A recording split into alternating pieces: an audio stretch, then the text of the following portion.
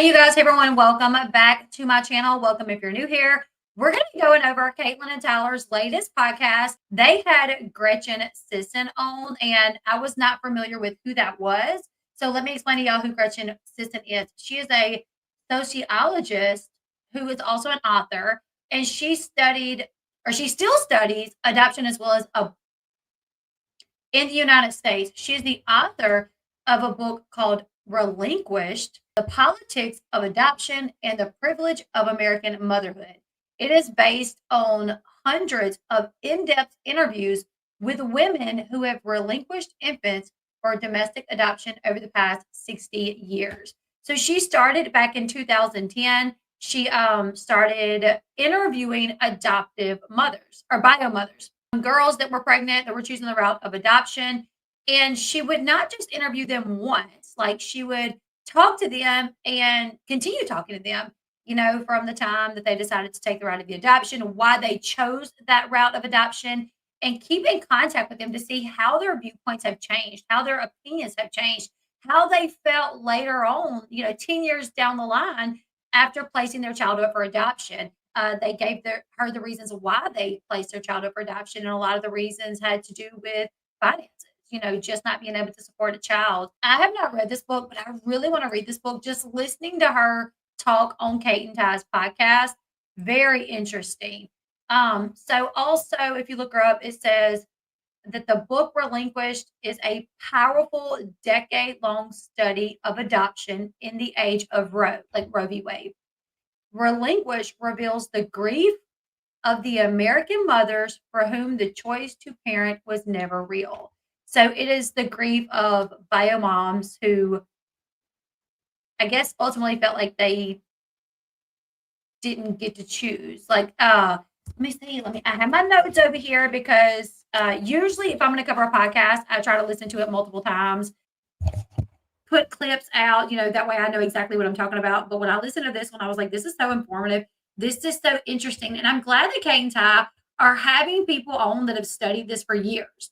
They're not just bringing everybody on that's going to agree with him. They had Jordy Cray on. They had Jordy, who is a TikTok influencer, who was very much against them, very much did not agree with the way they went about things, had him on. And now they're having someone on that has studied adoption through the eyes of the bio mothers, as well as digging into agencies and how agencies work, like how they market and the tactics that they use. It's really interesting. So she started in 2010, like I said, interviewing birth moms about their experiences. She followed up with birth moms for years as her opinions changed. She studied through the baby scoop era, which was, from my understanding, the baby scoop era is where, well, during this time, like a lot of girls were sent away to homes for like religious reasons. Like if you came up pregnant back in this day and time and your parents were religious, they would send you off to one of these homes. You would just kind of disappear. And 9 months later, you would return back home without a baby. And these women, these girls did not have the option to keep the child. The parents sent them away to have the child. And it was like, you cannot come back home with that child. So they stayed at, one of these home and facilities, pregnant, they were mildly taken care of, I guess you could say. And as soon as they had the baby, they were sent back home, right? Gretchen realized, basically, from my understanding of this, she realized as she was studying this, that what was being put out to the public as far as like adoption, how it is love and how it is great and it is this and it is that was not necessarily the truth. That was not all that there was to adoption, that there was more to adoption, basically. The public wants young girls to think that. They even Cate and Ty talked about how through their adoption, they were basically led to feel like they couldn't change their mind. Like they were never told, with the right amount of support, you guys can't do this. They were basically told the best way to parent her is to not parent her. I listened to this and it was super interesting. I'm just kind of going over my notes before we get into this. Also, real quick before we get into this, let's go over today's sponsor. Y'all know how I love my flowers back there. Well, Rose Forever also has candles. So when they reached out to me the other day to see if I wanted to collab with them again for Mother's Day, for a Mother's Day collaboration, They were like, "Hey, pick which roses you want. We'll send them to you." I have like 6 arrangements, which is it's always really hard to pick which arrangement I'm gonna get next because I love them so much, right? I just love every one of their arrangements, and I'll show you guys really quickly. We'll hop over to their site so you guys can just kind of get an idea of what this company has to offer. So this is Rose Forever. They have velvet boxes, heart-shaped boxes, square boxes, oval boxes, and you can change the colors of, and here's the candles. So when they reached out to me this time and was like, "Hey, pick out an arrangement, we'll send it to you." I said, "Can I try one of your candles? Because I see y'all, the candles online, and I'm a huge candle person. I love candles. Actually, let me do something. I'm a huge candle person, love candles, right? So I was like, "Can I get a candle?" And they're like, "Absolutely." So this is what I got. Now, one thing is the site does look kind of expensive. Okay, like if you look at, these flowers, $119, $159. And here's the thing though, these last for over a year. For me, these have lasted over a year. I have many of their arrangements, and every one of them have lasted. Like I haven't had to get rid of any of them, right? So these last. You can spend $100 on a big, beautiful arrangement at a flower shop, and in 2 weeks, you got to throw it away because they're done. Capiche, over with, right? But these, you pick what you want, something that'll go in your office, that'll go in your dining room, that'll, that makes sense with your home design, your home interior, your office, and they can stay there for over a year. So I almost went with these, but I decided to go with a candle. And let me just show you guys a little something for comparison. Where did it go? Okay. Here is, I love these candles. This is Autumn Leaves and Pumpkin. Please, what company is this? I don't remember what company this is. Y'all look at this. Look at this. Look at the difference. Holy guacamole. Look at the difference. So these candles do they have 4 wicks. They are ginormous. Okay. So when me and my husband were looking at them, we was like, you know what? They've got to be big because they're kind of looking, a little expensive, which some candles can be expensive. So we were like, it's got to be big. And when I pulled this out the box today, I was like, it is the size of my head. Holy moly. So I hope the roses scent isn't too overpowering. They actually have a very faint scent that you can only smell if you put your nose right up to them. And honestly, it actually may be, well, I was going to say it may actually be the velvet from the box, but no, I think it is the roses, but it is a very faint scent. So Mother's Day is right around the corner, you guys. I mean, they have so much to offer, right? This scent actually is, what scent is this? Grapefruit and clementine. And it smells like a very fresh, clean home. That's what this smells like a very fresh, clean home. The roses like really don't have a smell, like maybe a very faint smell if you put your nose right up to it. Um, so here's some more of the candles they have. Here's by collection, they have the ceramic domes that I actually wanted to get this one. I actually asked for this one and they were out of them. I do have this one. I have that one. Beautiful. It sits in my bedroom. Do I have this one? I don't think I have this one. But I asked for the blue and they were like, we're out of those right now. So unfortunately, I didn't get that, but maybe I might try for that next. Beautiful domes, cardboard, the black cardboard, the white cardboard. You can get black on pink, black on white. You guys, I have never been more infatuated with a company that I collab with. I love this one. It's my favorite one. Every time they reach out to me, I'm like, yes, another one. I'm going to get another one. I just love it, you guys. A little bit about the company. They are based out of New York. They started this company in 2019. They design luxurious roses with natural roses that stay fresh and gorgeous for at least a year, minimum a year. Each rose is handcrafted by a professional, and they treat it with natural oil to preserve its freshness and its beauty. The flowers are carefully arranged inside of, well, originally it was a hat box. That's how they started these off, with a hat in a hat box. Inspired by a Parisian chic style, offering dozens of design options based on customer and influencer feedback. Enormous choice of rose colors, box shapes, materials that allow customization to match individual taste and home interior design. They even have the translucent boxes now. The past 5 years, they have developed 8 new collections They've designed over 10 hat box options, including black velvet, baby pink suede, vegan friendly, plain high quality cardboard box, less is more, marble look and feel, and the elegant transparent crystal box with a jewelry drawer. So the translucent box actually is a jewelry drawer. I've been asked about that before, and I didn't know that. So that's cool that you actually, uh, these boxes, you can pull them out and put your jewelry in them. So that's pretty cool. So you guys love, love, love that company. Like I said, anytime they reach out to me and they're like, hey, do you want to collab again? I'm like, yes. And I never know what to pick. This time I went with a candle because I'm such a candle lover. And I was so ecstatic when they said yes that I could go with a candle. Like, look, literally, it's the size of my head. It's the size of my head. So Mother's Day is right around the corner. If you want to shop Rose Forever, this is my link. It's also in the description box at the top of this video. If you use my link and don't go straight to it, if you use that link, it will tell them that you heard about them through me. And I do make money off any sale that I get. Not a lot, but a little bit. But I'm going to tell you guys, I would not promote a company that I did not like and that I did not enjoy and that I did not love. I've had thousands of companies reach out to me.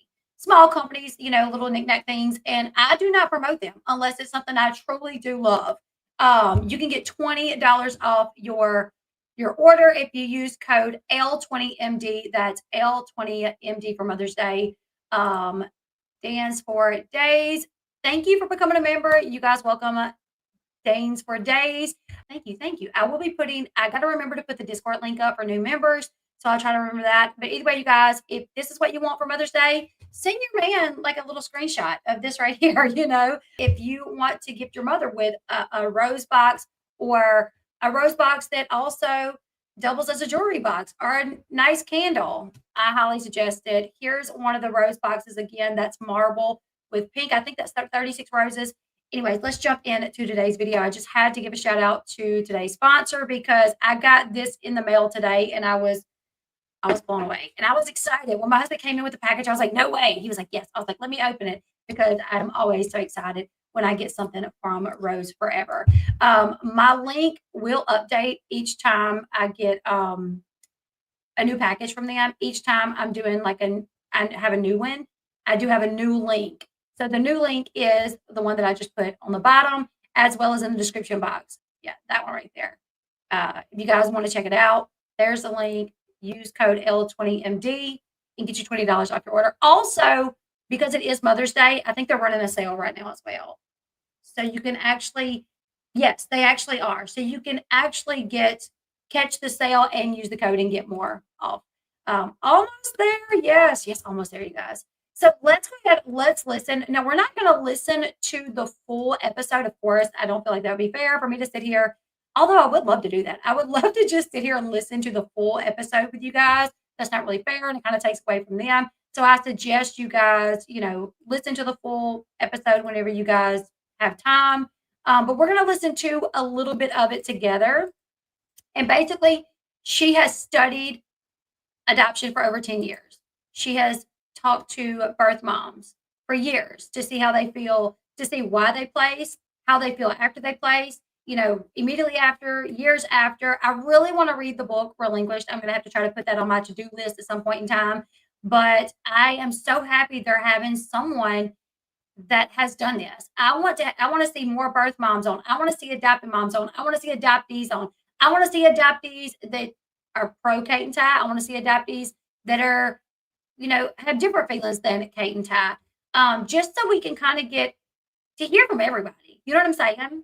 I want to hear from everyone. And I love hearing other people's opinion about their experience with adoption. So let's go ahead. Let's jump right into this. And like I said, we're not starting at the beginning. We're starting about 20 minutes in, okay? And I think where they're going to start is talking about the agencies and how agencies specifically market to target expecting moms. And it was really interesting because she said the agency, like if you're a young mom and you're like signing up for WIC, these agencies somehow market to where they will put ads up for adoption if you do something like baby clothes, signing up on WIC. Like they literally market to where the ads that you're going to see is ads about adoption, so, and I'm just like, wow, that's insane, right? Let's listen. Easy to tackle. It's so easy to tackle, right? And I think you can look at the tens of thousands of dollars that prospective adoptive parents put into adoption, right? And I think a lot of adoptive parents are told that the money that they spend on adoption goes to supporting their child's birth parents, like during the pregnancy, which is not true. No. If you look at, like, you can. Isn't that crazy? Like, we don't even know. Listen, I'm not going to say there's adoption agencies out there that may have some sort of morals, maybe so. However, there's a lot that don't, and they just care about the money. They just care about making the adoption go through, right? For them, there's agencies out there that tell the prospective adoptive parents, oh, you need to pay this much, because that much is going to be going to the prenatal care of the expecting mother. You've chosen a birth mom. She's pregnant. She's this many weeks pregnant, so she's going to have this many appointments, and it's going to cost about this much. So you need to pay $15,000 because this amount of that is going to go towards the prenatal care of the birth mom. When in reality, it doesn't at all. A lot of adoption agencies that are nonprofit, you can look at their tax returns. A lot of them are spending more on marketing than they are on attorneys at all. And certainly more than they're spending on support for birth parents. I never saw a dime. Yeah. Not that I would want to, but I get No, but I have seen the and it's all marketing. I mean, which I thought was really interesting. Okay, wait a minute. So you're actually spending all this money on marketing to market to get women. That seems very predatory. To be clear, they're not trying to market to find adoptive parents. Right. No. They have way more adoptive parents, right? There's up to 45 prospective adoptive parents for every baby available for adoption. The marketing is to convince pregnant people that they need to look at adoption, right? To target them. And I talk in the book about how they do targeted Google ads.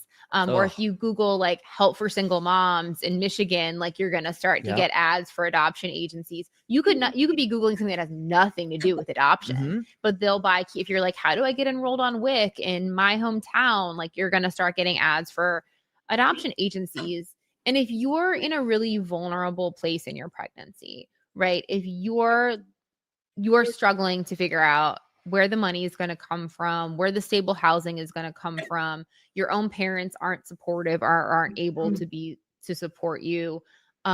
You're struggling to finish school, whatever is going on in your life. And then you get these profiles of the adoptive families and they're married and they have a gorgeous home and they'll say in the profile, like, well, our parents can't wait to be grandparents. And it speaks directly to what you are missing in your own life that you want for your child. And that's exactly how it comes across to us birth parents. Same thing when we were looking at profiles. It was like, oh my gosh, it's a 2-parent household. She'd be able to be a stay-at-home mom.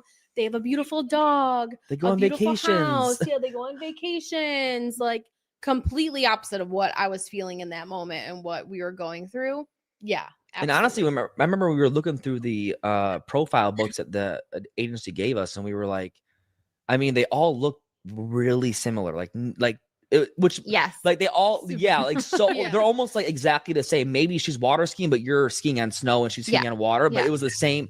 So it was interesting how we're going through all these profile books and we're like, we don't even know, like they all feel very similar, but these guys kind of feel like the best fit. And I just remember thinking in my head, like, this is so weird that so many of the same people want these babies. I don't know. It's interesting looking back now. Obviously as an adult, but they're so similar. They're so similar. I actually worked on a paper with a colleague of mine, Jessica Harrison, looking at the similarity of these prospective parent profiles and like the emphasis on travel, the emphasis of being a stay-at-home mom, the emphasis of like how they always have pictures of them with kids, even if they don't have children, right? Like these are our nieces and nephews. We can't wait to have our own children, or here are our best friends' kids, right? Like they really put themselves into that role, which I understand, right? I'm very curious if that's something that the agency has them do.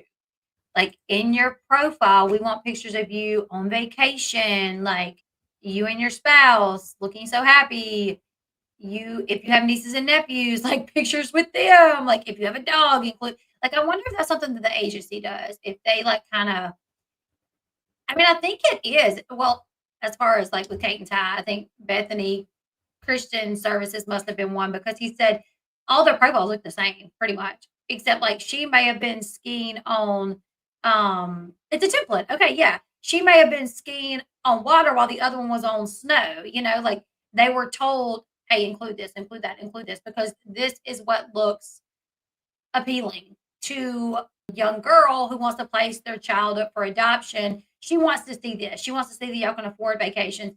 Put a picture of your house in there. Yeah, their portfolios, their profile. Put a picture of your house in there if you have a big, nice house. Like that way she can look at the house and say, oh my goodness, like I would love for my child to live in that house because this is what I'm living in. Around a rundown trailer, a flea infested trailer, or a little, what do they call them? A little shack. I'm living in a little shack, and how sad for my child if I have to bring my child home to that versus, oh my goodness, imagine my child going home to that, and imagine the life that my child could live if they lived with these people who gets to go on vacation and they're going water skiing and they're going snowboarding, and you know what I'm saying?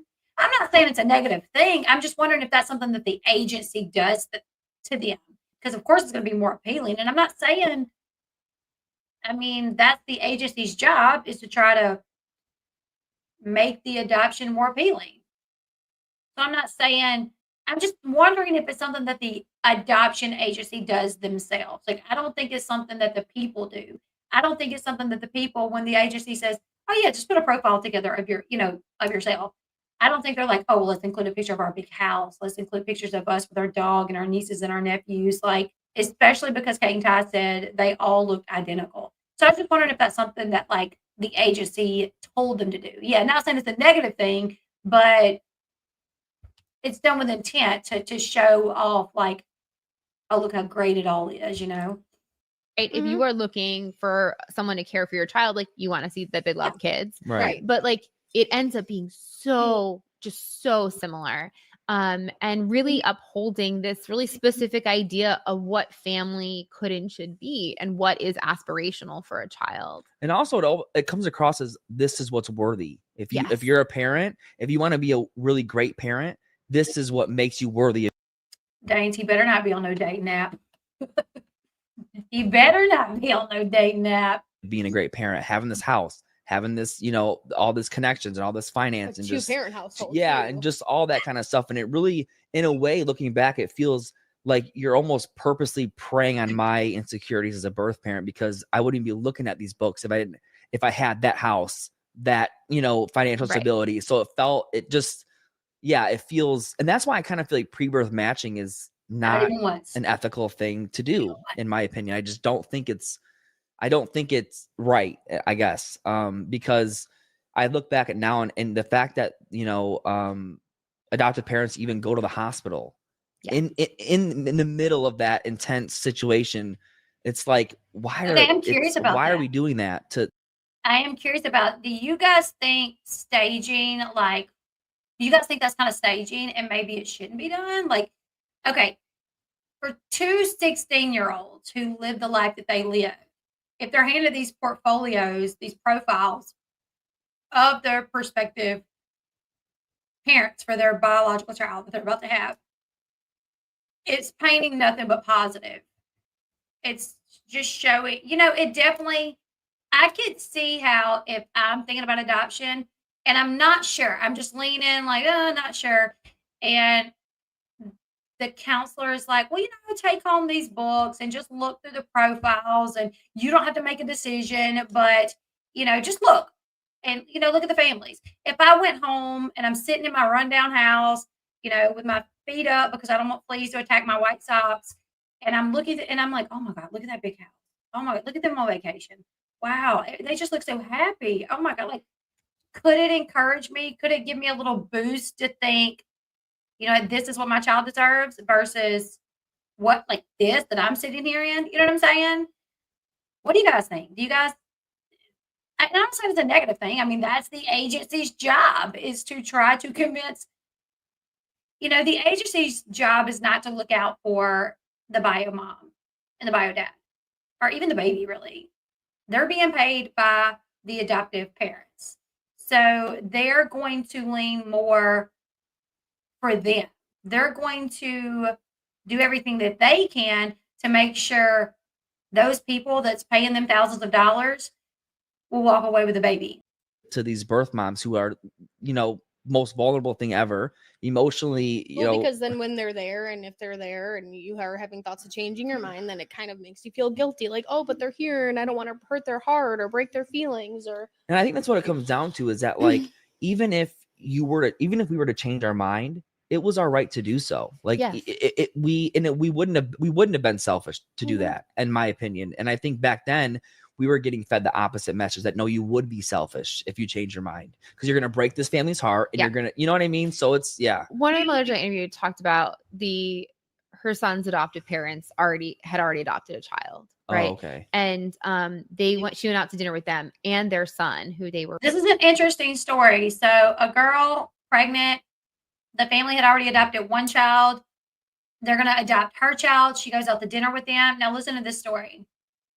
Because he said, like, or Cate said, once you choose your family, you almost feel like you have to go through with it. Like, oh my goodness, like, they're here. I can't change my mind. Like, so just think about that at the hospital, them being there. Maybe the adoptive parents shouldn't be at the hospital. I don't know. Like, it kind of makes me wonder, because like Cate said, if you're having any second thoughts, like after you have that child, but then it's like, if they do take the child, they should get the experience of being there at the hospital and, getting to see the baby immediately after the baby is born. But it's also like Cate said, you're like, oh my gosh, they're here. I don't want to let them down. Like, you may be contemplating changing your mind, but you're like, well, they're already here. I can't really change my mind. It's just it's such a difficult situation to be in. But she's talking about now a lady that was pregnant, going to place her baby with this family that she's going out to dinner with. The family had already adopted one child, and they're going out to dinner. So listen to what this story's about. For raising. Oh, wow. And he like drew a picture of her, like with her belly, her pregnant belly, and the baby inside. And he's like, look, that's my little brother in there, like, wow. Like just this sense of like obligation. She's like, well, I can't break this 5-year-old's heart, right? Like what, this obligation to this whole family, I think, was real. And I also think I have spoken with a number of mothers who, they're not in the book, but who have come to me after. So she said, this one lady who, she said at dinner, the little boy is drawing a picture of her pregnant. And he's like, that's my baby brother in there. So then she feels obligated now to this child who already knows, that, oh crap, like, this child knows that I'm carrying a baby that I'm going to give to them. And he already looks at this baby as his sibling. So if I back out now, I'm going to affect this little 5-year-old, Yeah, you do have a certain, I think in Michigan it was 30 days. So from my understanding, from the time they left the hospital, Brandon and Teresa had to stay in Michigan for 30 days. And at the 30-day mark, they went to court. And that's when all the paperwork was signed. But, I've never really thought about, not too much, I've never really thought in depth, like the back and forth that birth parents may feel during this, thinking like, oh, maybe I don't want to go through it. And then it's like, but we've already picked a family. They've already made a nursery. Can't let them down, Oh. After who said, I had second thoughts, and the agency said that I would owe them for the cost of my medical care that I received during pregnancy if I changed my mind. Wait, the agency told them that? Mm-hmm. Or attorneys who say, if you change your mind. Listen to this. So agencies that have said, because I guess some of them will pay for their medical care, if you don't go through with the adoption, you have to reimburse us for the money that we put towards your medical expenses. Do you guys believe that that's right? I mean, they're paying for the expenses because the baby's going to essentially make them a lot of money. So the adoption agency, some, I guess, will pay for the expenses. They may, owe $20,000, whatever, but they're charging $50,000 for the adoption. So they're like, well, we'll pay that $20,000 in your medical expenses so we can place that baby for adoption, and in return, we're going to charge $50,000. So we're going to make our profit. Oh, but if you don't place that baby for adoption and then they don't pay us, you got to pay us back. And then you're committing fraud thoughts. And the agency said that I would owe them for the cost of my medical care that I received during pregnancy if I changed my mind. Wait, the agency told them that? Or attorneys who say, if you change your mind, then you're committing fraud.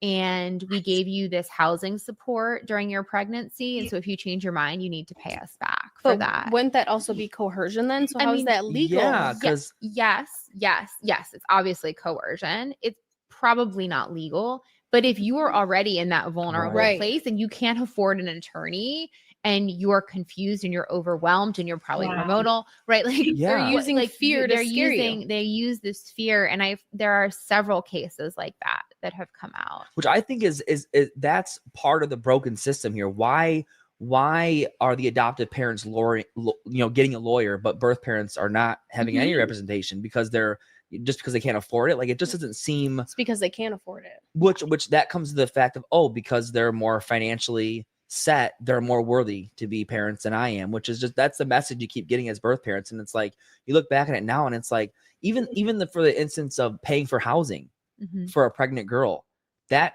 is coercion to me, because you're literally saying, hey, as long as you're carrying this baby and planning to hand this baby over to us, we'll pay for your housing. Well, why aren't we paying for helping her get a house now to be a parent? It just doesn't make any sense to me.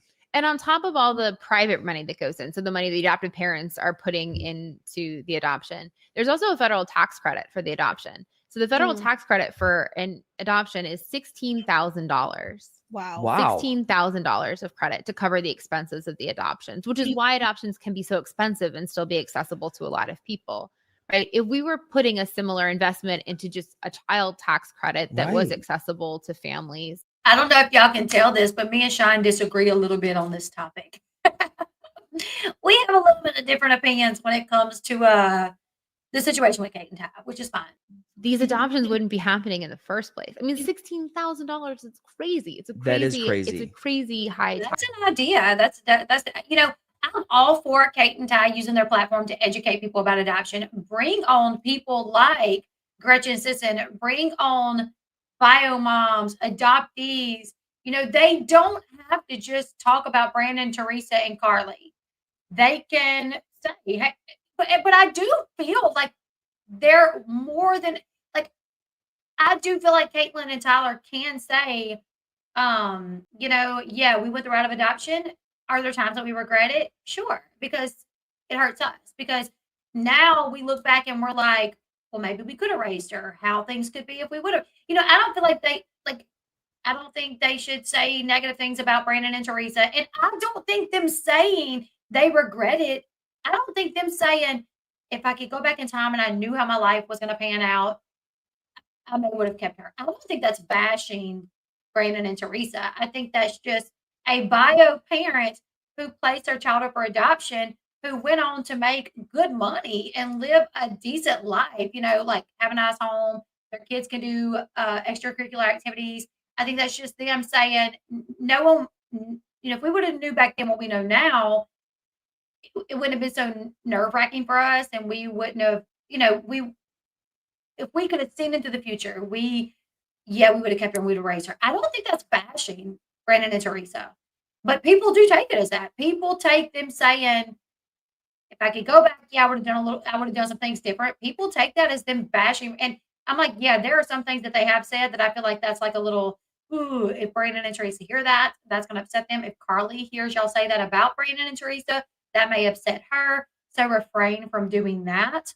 But I feel like they're more than okay to say, like, this is how I felt going through it. This was a difficult time for me. When, just without like saying negative things. You know what I'm saying? Do y'all get the gist of what I'm saying? Hindsight, absolutely. Hindsight is absolutely 2020. It can't be 2020. Thank you, Colby.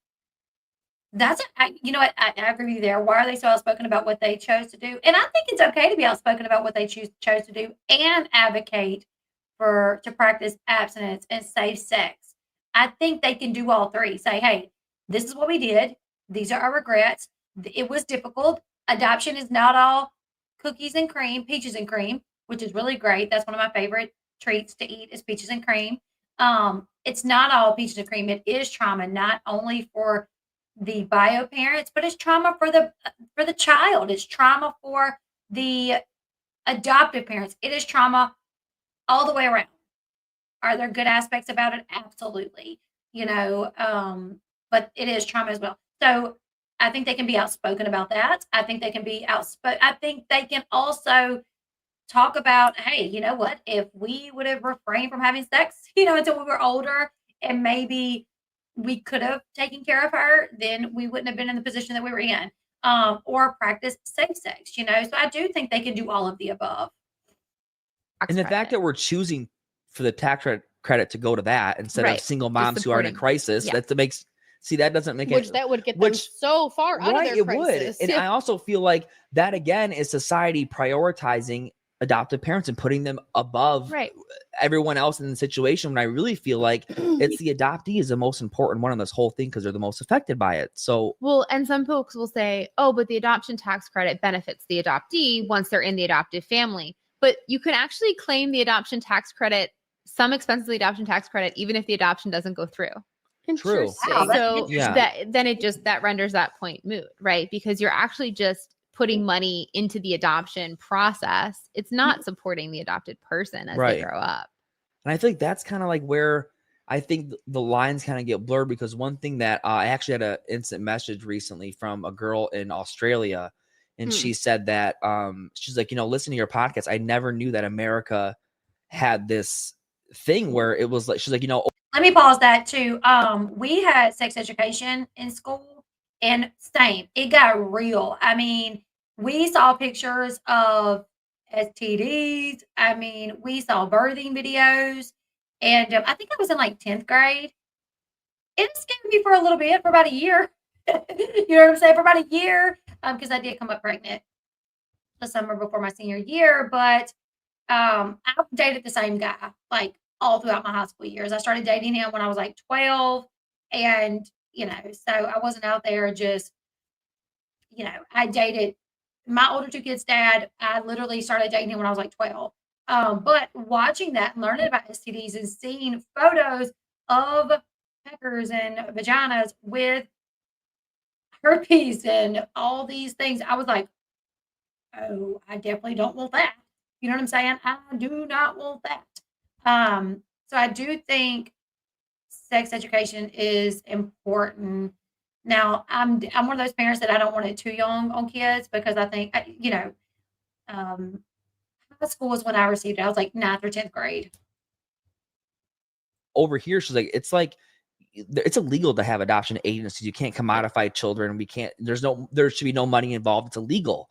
And the fact that I was like, whoa, the fact that it's illegal in other countries to even have adoption agencies, period, is mind-blowing to me, because obviously that other country realizes we can't commodify children and exchange money for this to happen, which I was like, wow. Like, so if we were in a different country, it would be illegal. The agency we use wouldn't even be there because it's illegal. I thought that was really, really interesting, because that's a difference between, like, how does America, what I wanted to ask you is, doing your research, what do you find what is unique about America adoption industry here versus everywhere else? I mean, a lot. I mean, domestic adoption, the way we practice it in the United States, is unique in the world.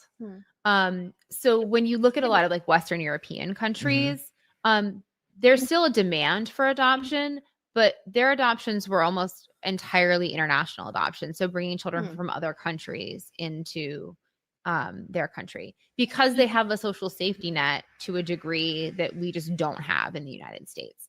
And so if you're poor and you want a parent, you can usually find a way to get those resources. So it's like Danish women aren't relinquishing their children.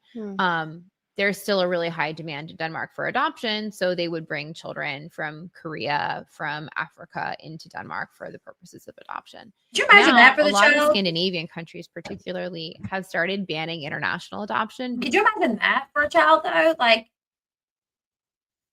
international adoption. Growing up, being from America, but growing up in a completely different country. Definitely not your culture, separated. Not only are you separated from, your bio family, but you're completely separated from your culture. What kind of trauma does that do for a child? I'm sure some sort of trauma. Because of the coercion and human trafficking. I read that, yeah. That was played into. So I don't quite know what's going to happen. Like the demand for adoption is not going to go away. But the way that we practice adoption in the United States is pretty unique in the world. And I think there's a couple of things going on. One is that it like fits in really well with our deeply capitalist way of solving problems. And two is that it's really closely tied with religious ideologies in the US to a greater degree than in other countries. So adoption is really rooted in, historically, it was really part of the Catholic Church, like Catholic Charities running these maternity homes, like back in the 60s and early 70s. Today, it's really part of the evangelical church in a lot of ways. And most adoption agencies in this country are church affiliated. Yes. And I should say, a lot of people often push back, like, well, adoption agencies are nonprofit, like they're not making money. And I'm like, they can be technically nonprofit organizations, but people are still employed because they are facilitating adoptions. Like those attorneys aren't working pro bono. Right. The photographers that are offering the package to the prospective adoptive parents to create their profile, they're getting paid. Like people are getting paid at every step along the way through the agencies and through all these like ancillary services that have developed around them. So there is tremendous money to be made, both within and without and around, within and around the agencies. And I think that that's really important to understand, is that they have a huge, huge demand for adoption, for adoptable babies. And in capitalism, when you have high demand, you're very motivated to generate supply. And in this case, supply is children. Which is just crazy to me, because I think about when people say, oh, it's nonprofit. I'm like, yeah, it's nonprofit on paper, but the CEO of these agencies are still walking away with six figures. I mean, you're pretending that this is not like people aren't living off of this, and they are. And I think that's the difference, is that they are living off of this, this agency. And I remember when we were looking at different agencies after the fact, a couple years later, I couldn't find any that were not religiously affiliated. I didn't see any of them that really looked legit enough. I couldn't find any that weren't somehow related or had Christian in their, about page or, and I thought it was really interesting because when I looked at some of the studies that, what's the National Institute of Adoption? National Council for Adoption. Okay. So when I looked at the studies they did and then who funded the studies, the highest donation was from Catholic Brothers Social something. I can't remember what the name was, but I remember seeing it at the very top, and they donated a lot of money for that study. And in my head, I'm like, wait a minute though, how can we even say that study is not biased if it's funded by religious play? It's like it's murky. It gets murky. Like you said, the capitalism behind it all is just that. I think that's what separates us from other countries. And I think people don't really understand the fact that when I say a $25 billion industry, they're like, well, wait, what? How is that possible? And I'm like, well, here's how it's possible. And it's almost like getting people to understand like the way that this industry works. It's like they have to go through like a withdrawal step. Like you have to like break them all down very slowly to them, because they have this idea that it's a specific thing. And then when you throw numbers out there like that or facts, they kind of like, they really hesitant to accept them. Because again, it just gets back to this idea that we believe adoption is good, and nobody has been given space to like have a more complicated conversation about that. And I'm not saying that people can't have good experiences within a bad system. Right. And I'm sure you all hear from, adopted people and other birth parents who are like, I had a great and empowering experience. Yes. My first response is always like, okay, I'm really glad that that's what you're experiencing. Like, let's see where you are in 10 years. Because I talked with a lot of mothers who were like, this is amazing. This is great. This is going to do so many amazing things for me and my child. And 10 years later, they were like, this adoption never needed to happen. Yep. Yeah. Right. And so if you're having a good experience. And I don't know if she ever said how many people she ended up interviewing or studying over the course of, it's like over 10 years, that she interviewed many people, many bio moms. But I would be curious to know like how many said that versus not. How many bio moms 10 years down the road said, well, you know what, this adoption really didn't need to happen. Versus how many that was like, oh, it's still great, going good. You know what I'm saying? I'm still happy with my decision. I'd be very curious to know how many, And right now, like, let's see how you feel as your child gets older, as things change. And also like those negative experiences or those positive experiences don't negate the negative ones. And I think they kind of like use that. Well, that you're trying to bash adoption. You're trying to make it all bad. And I'm like, I'm not though. I'm just giving you a different perspective that kind of goes against obviously what your experience was. And I feel like I always say I'm very glad that you had a positive adoption experience. Now we need to work on making every adoption experience that positive. If that's the goal, like, that should be what the goal is, not to almost minimize the negative experience because you had a positive one. That's And one mother that I interviewed for the book who had a pretty good experience, I think is how she did describe it. She was very, very close with her daughter's adoptive parents. She was very close with her daughter. She went on like family vacations with them. I remember she told me a story one time when her daughter was like 9 or 10 and she came up to her and she was like, "Can I call you mom?" And she's like, "I don't ask your other mom if you can call me mom." And her mom was like, "Sure, you can call her mom, whatever." And her daughter kind of tried it on for a while. I was like, that feels weird. Went back to calling her by her first name.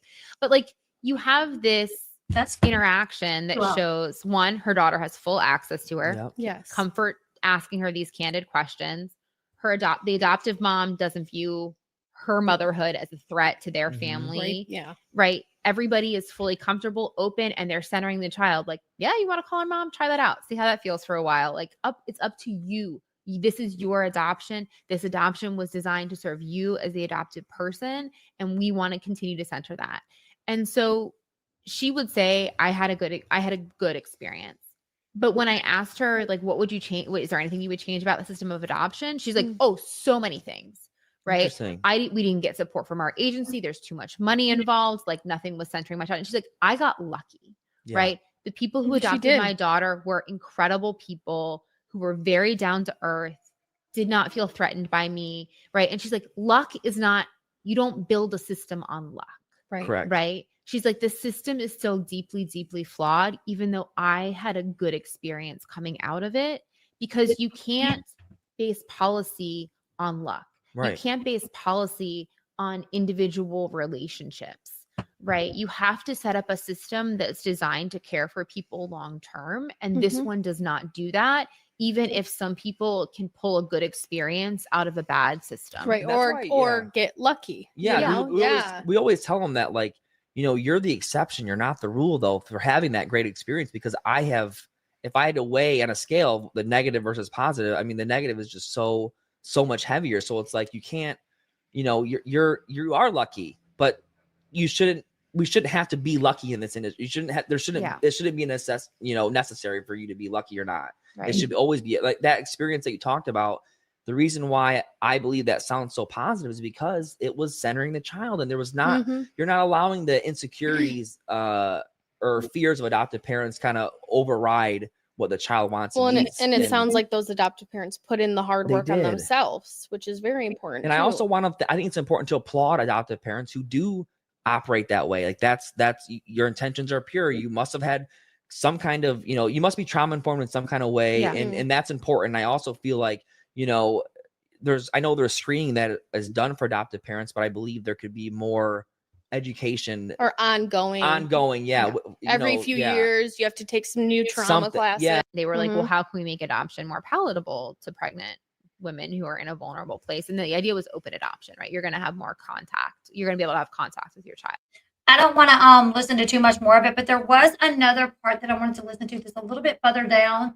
And I'm going to pause it as soon as we hear that part, because I don't want to listen to the whole thing, because I don't want to take away from any of their views. Not that, I'm sure they're getting tons of views, but I just don't want to listen to the whole thing. I feel like that would be fair. But there's another part that I know where they talk about how they weren't given a lawyer. They had a guardian ad litem for literally like an hour that day.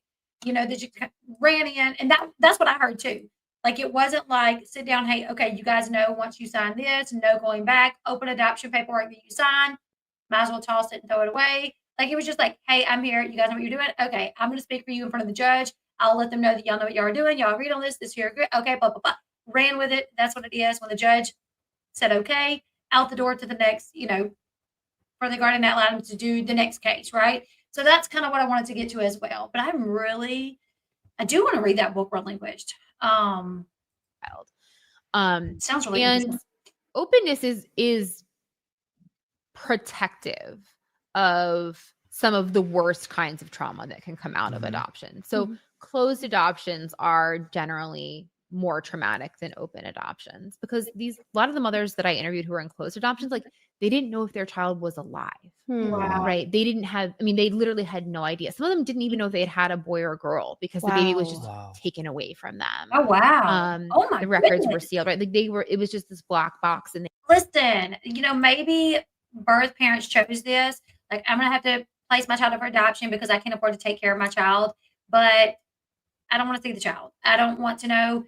But can you imagine 10 years down the line, knowing you had that experience, you gave birth, and 10 years later, you still have no idea what you had, boy or girl. You don't even know if the child's alive. Don't know where in the world it's at. Like, if I was going to have to place my child for adoption, I would have had to have those first few moments with that child to love on that child. I would absolutely have to know the gender. I would absolutely have to know where that child was living. There's no way I could ever do a closed adoption. I just couldn't. Some people can maybe, but I feel like that would be extremely traumatic, like to the point of like PTSD probably. Like, I don't even know. Like, I feel like traumatic on the level that it would probably interfere with their ability to have kids later on down the line, have normal relationships. Like, I just couldn't even imagine giving birth and that child immediately being taken, and years later having no idea the sex of the baby, and not knowing where the baby is. Wow. Even in adoptions today, like, you can know your child is safe, if nothing else, right? And so openness is protective against some of the darkest kinds of trauma that can come out of closed adoptions. But openness isn't a fix on the system, right? And I think open adoption, like, as you all know, can mean a huge range of things. Like, I've talked to mothers who were getting like pictures from the agency a couple times a year. I've talked to mothers who are going on family vacation with their kids' adoptive families, or are babysitting for their children. Yeah.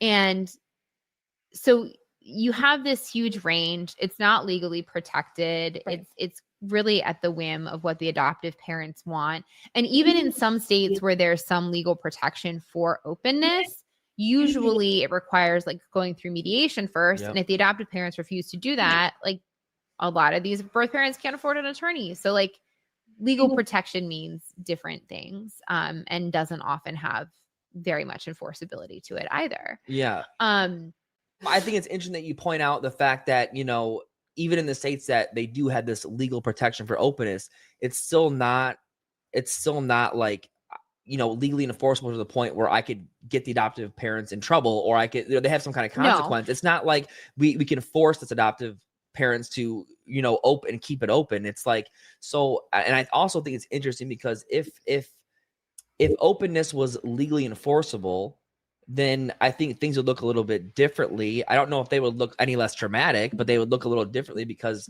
when we talk about, coercion when it comes to women relinquishing, it's like, when our agency said, here's your openness adoption agreement, here's the paperwork, we're going to put all the wants and needs and whatever desires, and we're all going to sign it, but it's not legally enforceable, then what is the paperwork? Well, like, it's almost never legally enforceable. Yeah. But also what it would take to get that to work, like, over the next 18 years and beyond in different ways, are like counseling, working through conflict resolution, being continually trauma informed, involving the child as they grow, right?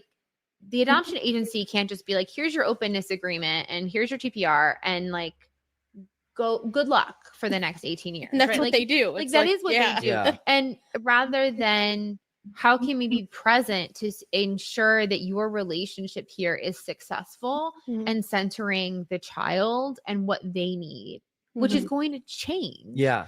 And you don't have agencies offering that kind of support.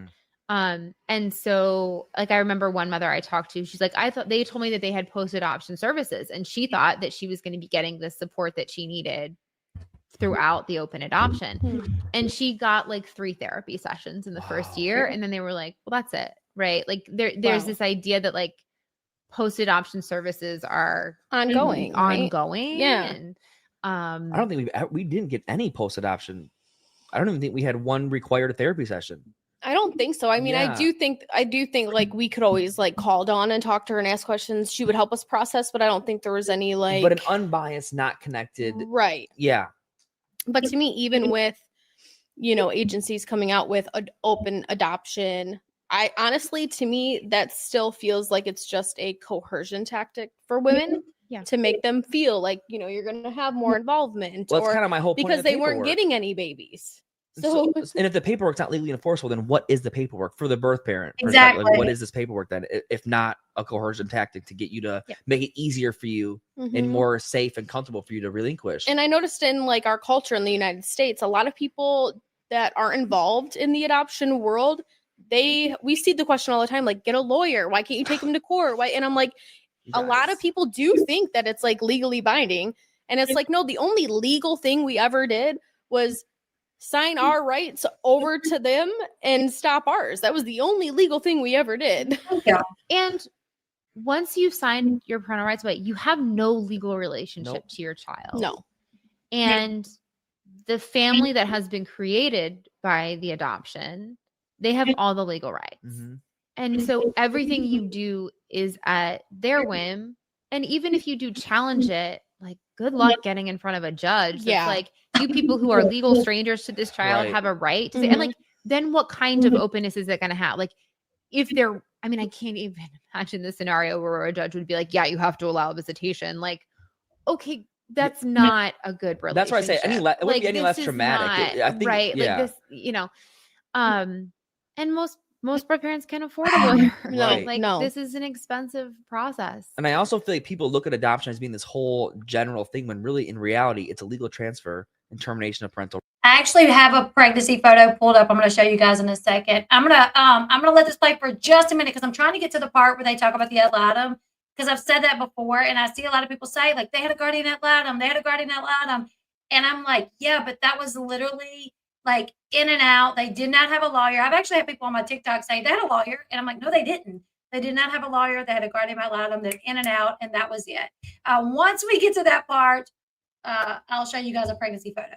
Rights, and that's it. And so when people ask, well, what's the alternative? And it's like, well, there's guardianship, there's fostering, there's so many different things that you could do if you really cared about just, you know, helping this child or whatever. You know, adoption is not necessary to provide safe external care for kids who need it. So I think that's, people don't really understand that when they're like, well, and we also get a lot of hate as far as, well, you signed your rights, well, you knew what you were doing. And it was like, yeah, we were 16 and and you didn't have your own lawyer. Yeah, I didn't have my own lawyer. And the only counseling you gotten was from the adoption agency. Yeah. And also people like to assume that we had to get a guardian ad litem because her mom didn't agree and wouldn't sign because she was a minor.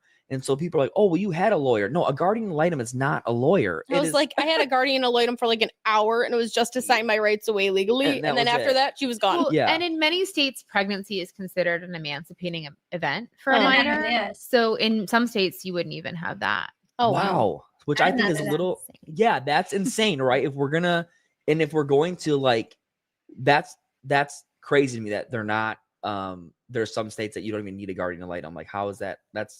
They're children, like relinquishing children. Like so we're going to stop it there because we've listened to a big chunk of it and I just don't want to listen to all of it. I have a link in the description box below, but I would love to get this girl's book because I'm very curious to hear all the opinions, the people that 10 years later, how they say they feel years later. Has all of these birth moms years later gotten to the point of regret? Are there still some that have closed adoption that have no regret? Are those with open adoption? Where are they at with the open adoption? Is it still open? Like, very curious to hear like the end of her findings essentially. But one thing that it does seem is that adoption agencies absolutely do take advantage of, they prey on, you know, pregnant women, telling them what they want to hear, pregnant women, pregnant young girls. They tell them what they want to hear. They do things for them. And then they're like, if you don't go through with the adoption, you're going to have to pay us back, which a lot of times these young girls, they can't even pay for it to begin with. That's why they're placing their child up for adoption, because they can't pay for the medical expenses and the expenses of having the child. So they go through with the adoption, but then maybe they get cold feet because they're like, you know what? No, I want to, but then they're like, well, you're going to have to pay us back for all the medical bills we've already paid. So then they're really stuck and they're like, you know what? There's nothing we can do. There's nothing I can do. You know, I want to try to keep my baby because I don't want to place my child up for adoption, but I definitely can't afford to pay back medical bills, you know. Valerie says, I was adopted when I was a child. I'm an adult now. I always desired to know who my biological parents were. They just weren't the kind of people meant to be parents. Oh, wow, Valerie. See, that's what I'm saying. Watch the documentary Baby Broker. Definitely going to check that out. Where's it at, on Netflix? I've seen people say that. I've seen people say, you know, I want to see my parents. I want my birth bio parents.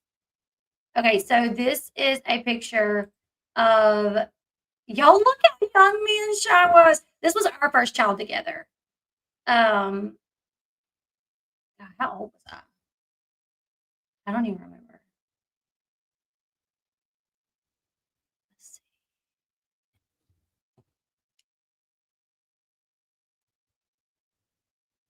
Okay, so I think I'm 38, and this was,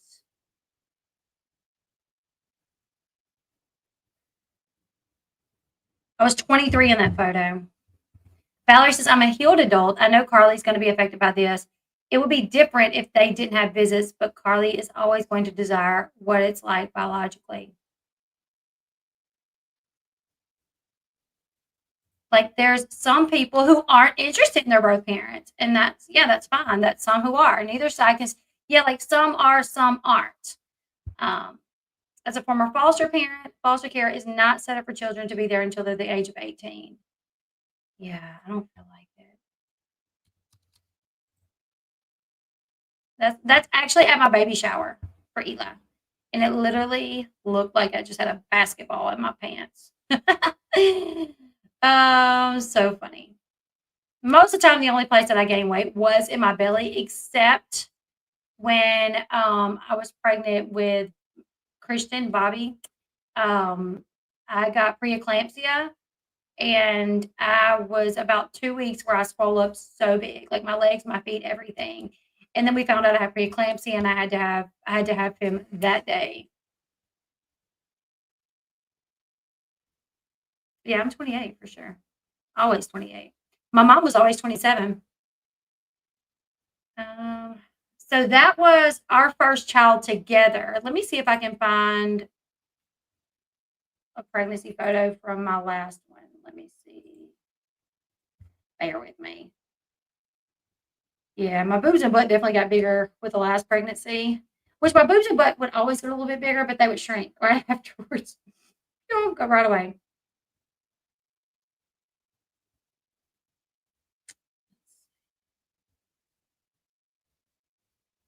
Oh, man, I don't see.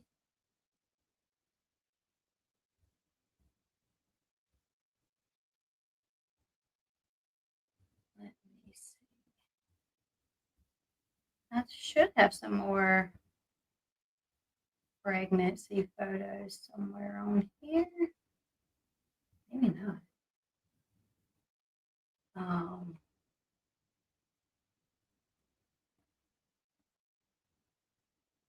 didn't think I would. Been pregnant so many times. You would think I would have more than one pregnancy photo. Oh, that's tagged photos. Maybe in. Oh, look at that. I just love my kids.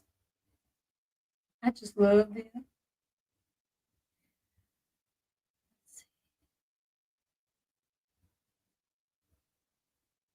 Oh, y'all want to see Nana Net? Y'all want to see Nana Net? Hold on. Oh, goodness. Y'all ever did that app that tells you what you're gonna look like when you get older? I hope so. Goodness gracious, I hope so.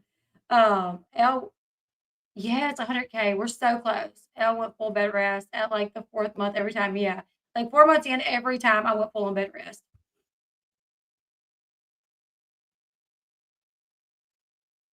All right, let's see. Nana Net, because my nickname is Net Net. So I just might be Nana Net. Where is?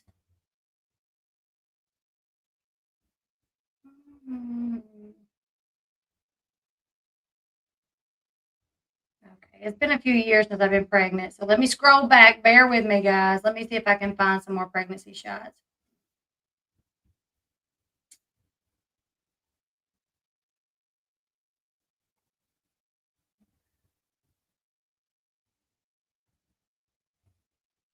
Surely I have some up on here.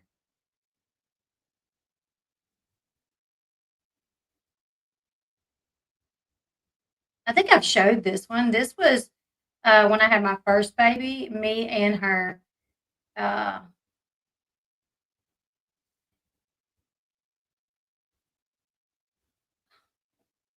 kids are so adorable. I have the cutest kids. Come on.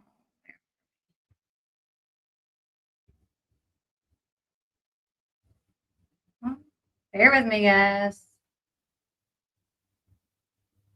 It's been so long since I've been pregnant. 7 years since I've been pregnant. Well, almost 8, really.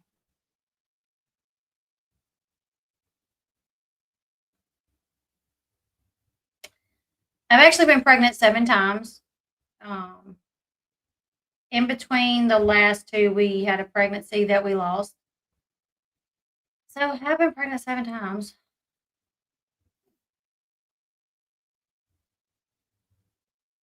All right. Come on, there should be some pregnancy photos somewhere down here.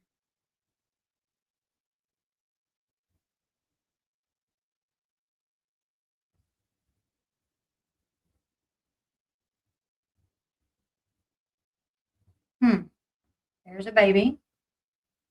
Oh, here's post-pregnancy. Yeah, I want to see what I look like after. Let's see. Oh, let me see.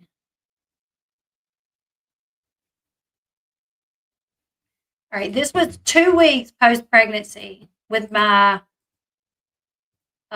next to last. 2 weeks after I had Dakota. Boobs went back down. Belly was about there. God, I looked young back then.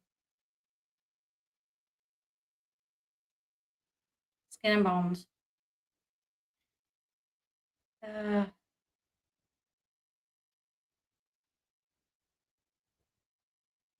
This was 14 days after we had Dakota, and he had just came home from the hospital.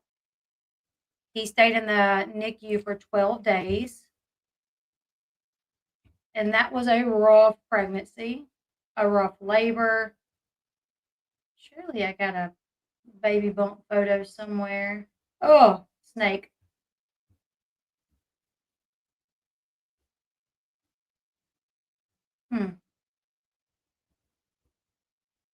We did lose a lot of photos, though.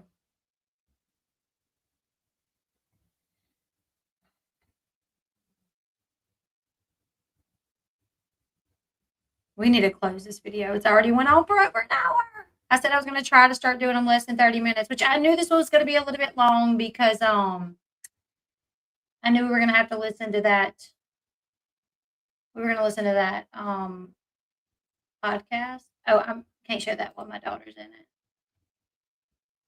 I did find a pregnancy one, but my daughter's in it, so I'm not going to show that one. Yeah, it looked about the same every time. About the same. Easter's coming up for anybody that wants to. I did this one year. I made these eggs one year. It was like little yarn, blow little balloons up, I think. We wrapped yarn around them and then pop the balloon. I don't remember how we did that. Or we put glue on it.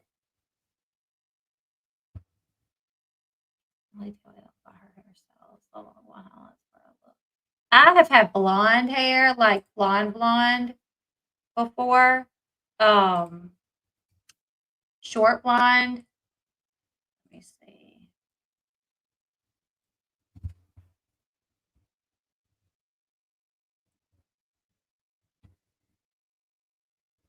Anyways, we're going to close this one.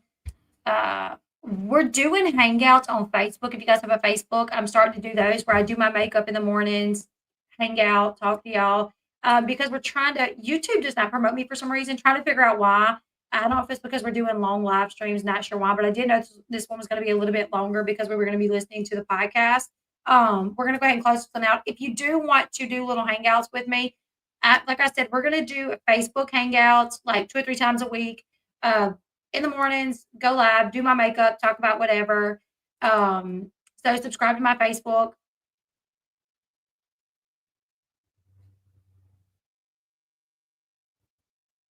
Oh, that's not really Blake Shelton.